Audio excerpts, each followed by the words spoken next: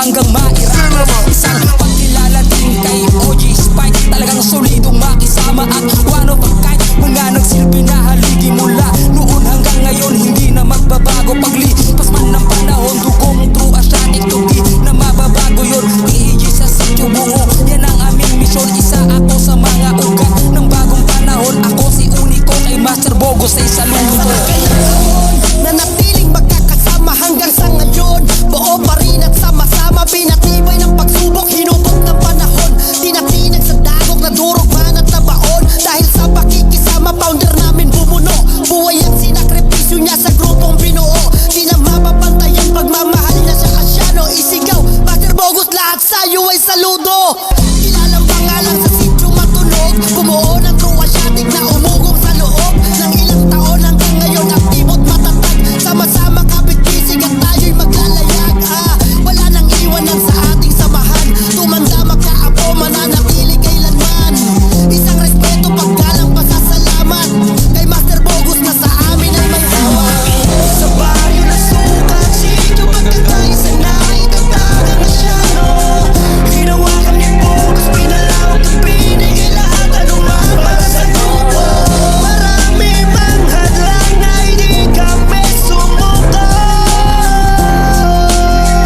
Mabuhay ang Asyano, mabuhay ang Asyano. Bogos, pangalan kong kinikilala, kinamulat ako noon hanggang sa aking paglaki. Nang makilala at makilala ka, sa pakikisama kahit gibitan alanganin, di ka nagpapabaya, lahat mapapasama. Kapag may tropang napahamak, di ka papayag na walang ganti at makabawi. Grupong true asyatic kang sana iyong pinalaki, pinalawak, pinatibay, hinasa ng panahon. Hanggang ako ay napabilang, umabot ng ilang taon. Hanggang ngayon tuloy-tuloy pa rin na lumalaga na pag sinabi mong tag, matik si Bogos humahawa. At kung binabalak mong pasukin ang laro sa amin larangan, lumubog lahat ng mga sumabay at sumakay ka pa. Baka makatagos kay Bogos, di ka lulusot, di ka lulusot, di ka lulusot. Mula pagkabata kami na ay namulat sa pakikisama hanggang sa mikropono bumanak. Heto na naman ako ay gumagawa ng mga liriko na meron tula at akda.